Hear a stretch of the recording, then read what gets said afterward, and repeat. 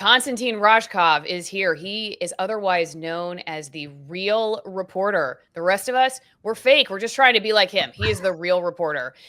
Bill, my co-host for Tittle Tattle, is joining me too because he's a huge fan of Konstantin's. And Konstantin, we were going to have you on actually several years ago. We were trying to have you on to talk about Russia when the Russia-Ukraine war was beginning, and there was very widespread censorship over the topic. We weren't allowed to question what the U.S. government was talking about. Same narrative, really, as COVID. And you would think that if you were going to get wiped off the internet, you would have gotten wiped off a lot earlier. So the reason you're here now is because your YouTube channel just poof disappeared, and you're on X now. So if people want to go to Twitter or X, whatever you call it, Real Reporter X. Okay, that's how you can follow Konstantin. He's going to tell us who he is and everything. But can we, before we even go to who you are, let's just talk about the YouTube channel, what you were doing there, and why all of a sudden it no longer exists.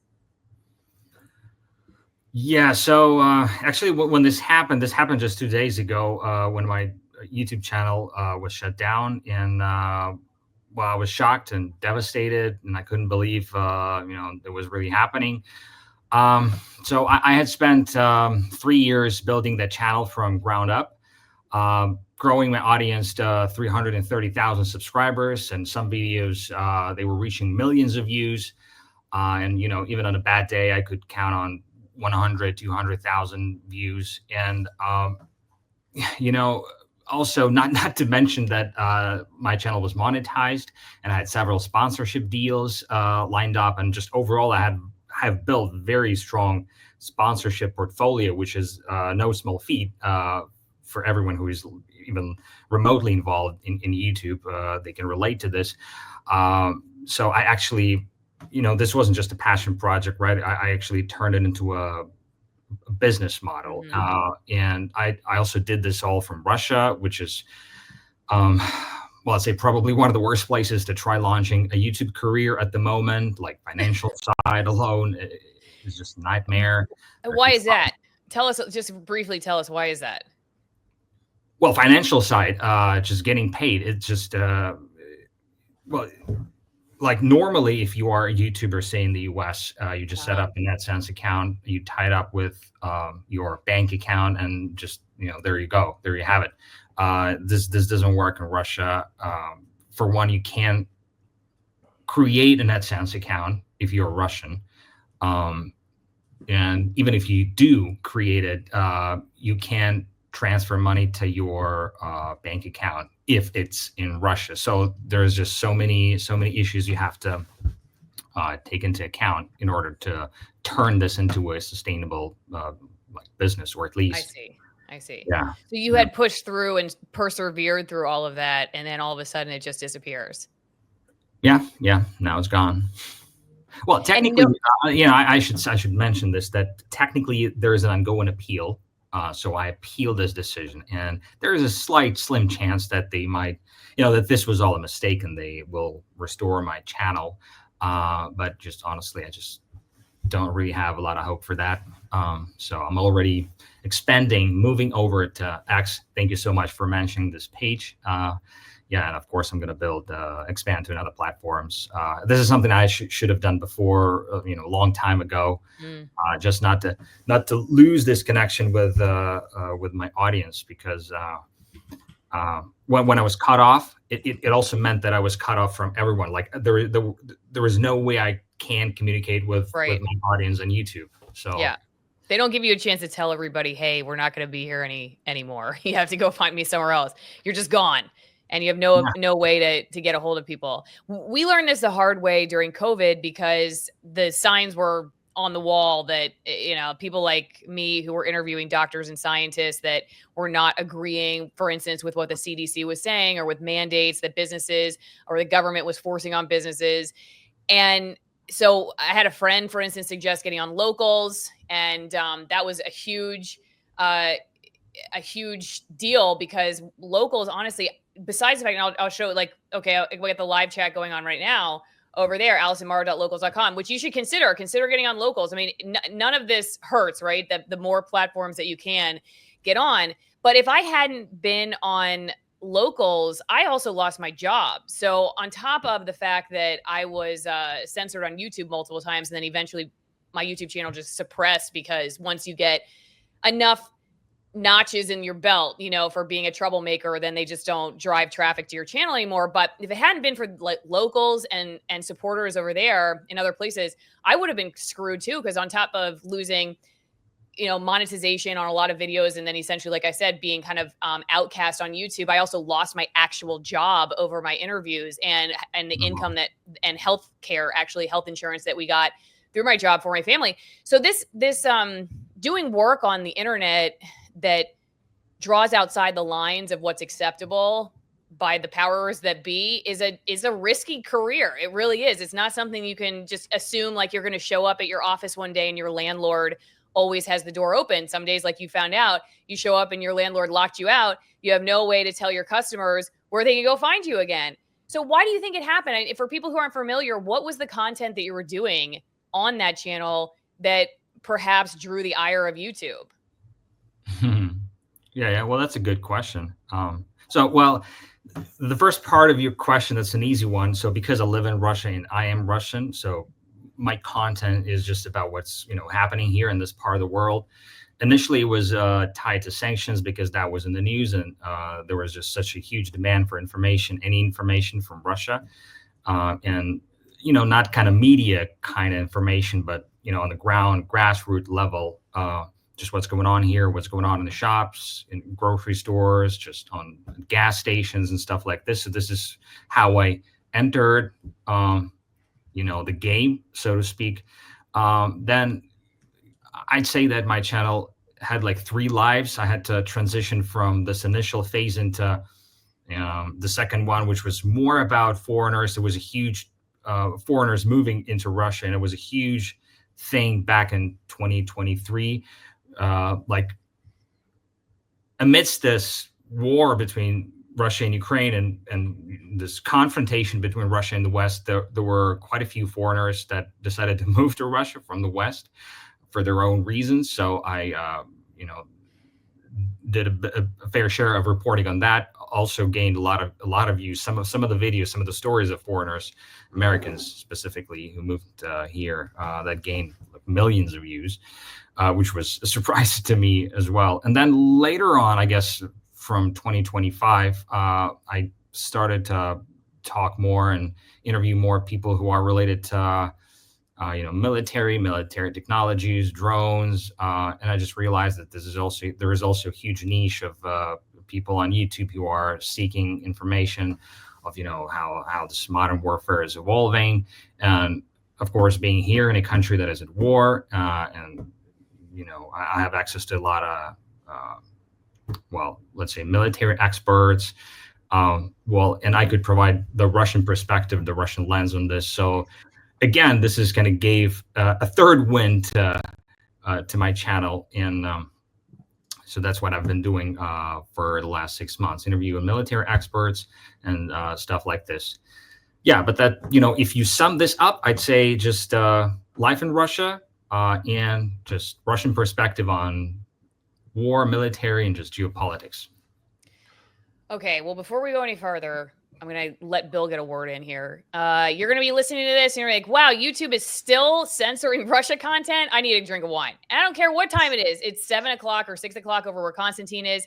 It's 11 o'clock here. It's 5 o'clock somewhere. Go to AllisonWinePromo.com. Join my wine club. You will get, should have this closer to my desk. I do this every time. Should learn better. Anyway, you will get 6 bottles of hand-selected wine, hand-selected from my palate, and you probably have a palate like mine, which is you like clean products, you like products with a good story, ones that come from, for instance, a 200-year-old vineyard, 5th-generation family farming, hand-picked grapes, all the clean farming techniques that we do here on our farm. I don't like to put a bunch of preservatives in my body. I'm not going to drink wine that's nasty, like a lot of the cheap fillers and dyes and preservatives that go into grocery store wine. Not going to drink it. I clean my house with vinegar. Why would I drink crappy wine? So go drink the wine club, join the wine club, sign up a friend if you're not a wine drinker. Again, you get shipments every 3 months. You don't have to worry about it anymore. You've got parties coming up, birthdays. It's going to be the holiday season. I hope eventually it's so freaking hot here in Florida. So ready for winter to come back.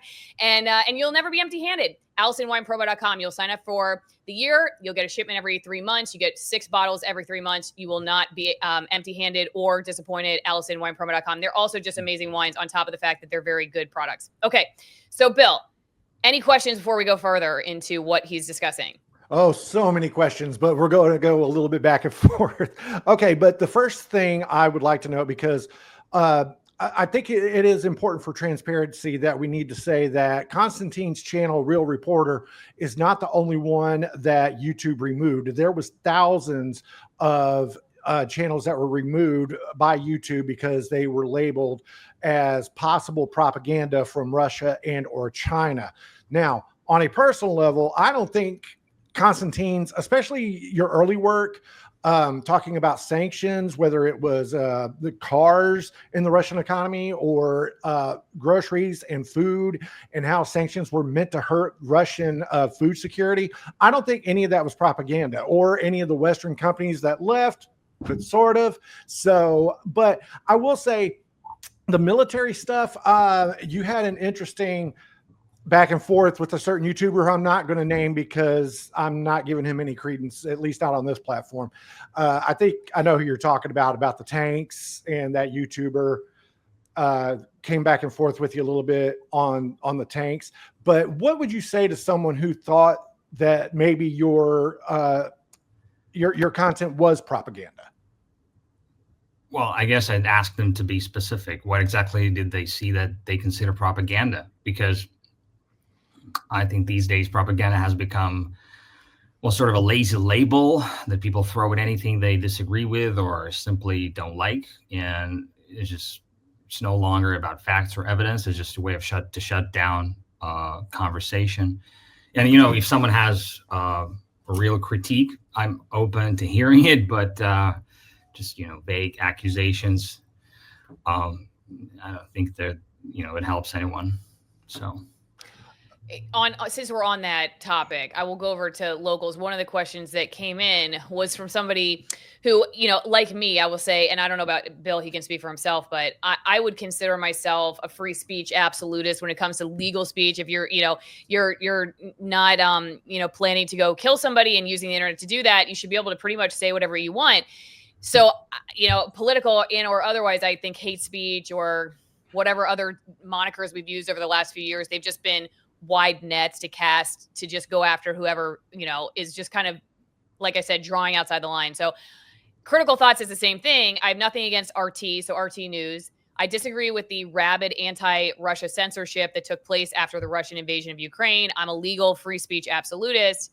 I found an anti-Russia hit piece that includes you, Konstantin, among several other targets in the story. They claim he received money and support from RT and is a Russian propagandist. It would seem claims like this are why his channel was taken down. I don't find this surprising from CensorTube. Would he like to address their claims of his nefarious associations reporting? And this is what he's talking about. Hang on. Banned Russian channel RT secretly pays video bloggers who promote Kremlin narratives. And then, you know, it's about RT and names a bunch of people. But apparently, yeah, you're in here. What do you say about that?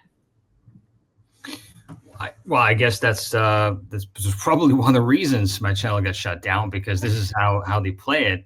They put this article out there where you have RT, my name, my channel's name, and then whenever there is another crackdown campaign going on YouTube, and someone would like to look me up, this is what they will find out. And so I guess this is kind of a red flag, and probably a reason that, one of the reasons that my channel got shut down. But if you actually read this article, you'd find that there is zero evidence that I received money from RT. They just claim that I did. And I used to work there, and when my channel just started, I posted a video. Here's this video, the screenshot from this video, where I said that, yes, I used to work for RT. And you used to be a waiter in Florida. I moved over to YouTube. Come again? You used to be a waiter in Florida. That's how you perfected your English, they say. Where in Florida? Panama City Beach, baby. Panama City Beach, yeah. Oh, nice. Okay. Okay. Well, it's not how I perfected it, but this is why I'm comfortable ordering food at restaurants in the U.S. now. That's from that experience. Oh, okay. So that lingo I know, but it took me a lot Sorry, of time. continue. I cut you off. So you're saying, you did work for RT, but you're not taking money from them for your YouTube content. Yes. So I quit RT. I started my YouTube channel. I turned it into a business. This is how I make money. This is, I'm a content creator, and this is my life right now. What they claim that I still work for RT, and but they provide zero evidence. That's what is the most concerning thing. You don't have to actually prove anything. You just you put it out there. You put a lot of putting, a lot of words in there, and this thing seems legit, but it's not. It's just a bunch of allegations and I don't know, just rumors and stuff like this. Although this one, the OCCRP, they claim to be like investigative reporting and stuff like this, yeah, it's interesting. I don't even know who this group is that did I've never heard of them before. Bill, have you heard of them before? The Organized Crime and Corruption Reporting Project? I have no clue. And to be completely honest with you, like I said, I've been a fan of Konstantin's for a few years now. But I don't understand how any of that can be labeled as propaganda. I don't understand how, because Konstantin went to one of the coldest places in Russia. Well, so did 60 Minutes. How is telling that story propaganda?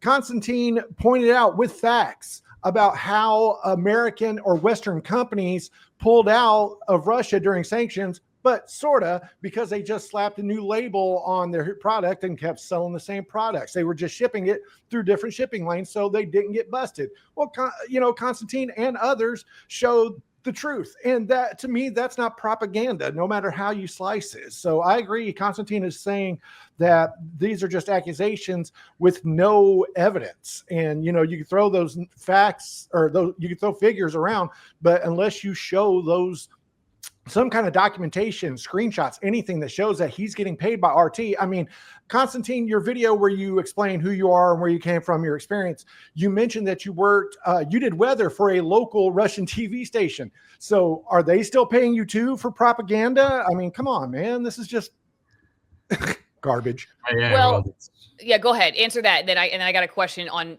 that follow up to Bill's from somebody on locals. Go ahead, Konstantin. No, I mean, it's just a small remark. So yeah, this is ridiculous. But it's not funny in a way that this leads to someone channels being shut down. So yeah.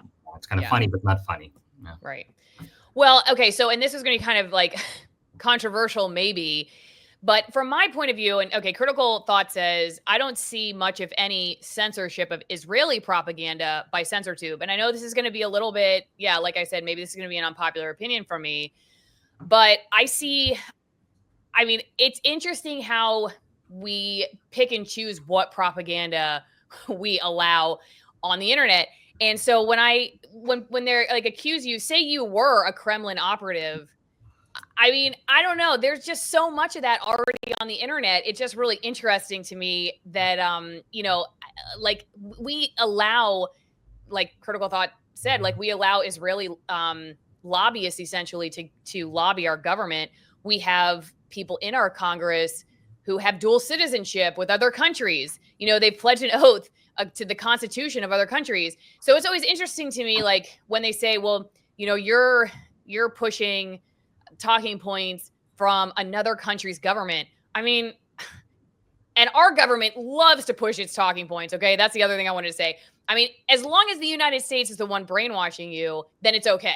If you're going to be talking your way out of being detained at the airport, whether it's in the United States or in Russia or wherever you are, you got to have teeth. So keep your teeth healthy, okay? Because how are you going to tell them that you're not doing anything wrong? You should go to greenpasture.org and at checkout, use promo code Allison. You get 10% off whatever products you buy.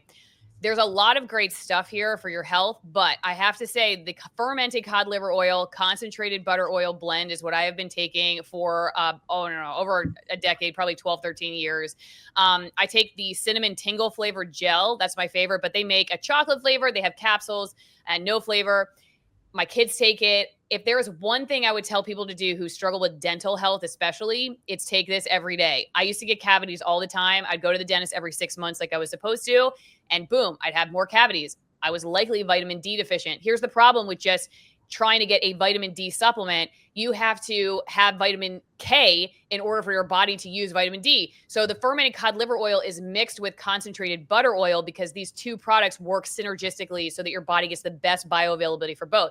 Vitamins A, D, K, lots of great omega-3s. It's an awesome product. I can't recommend this company more. They source everything pristinely. They're at all of the like amazing health food conferences that I cover, like the Weston Price conference, and they are just a great family organization. They are very free speech and pro, free health choice and all that stuff. So other than the fact that they have great products, they're just a great company. So go to greenpasture.org, promo code Allison at checkout, 10% off. They've also got like muscle rubs and chest rubs if you're sick. The muscle rub I use every day. I'm a farmer, so I always have neck problems. And they're all natural. They're skate oil or the cod liver oils in that, along with natural essential oils. So it's just a great company. Greenpasture.org, promo code Allison.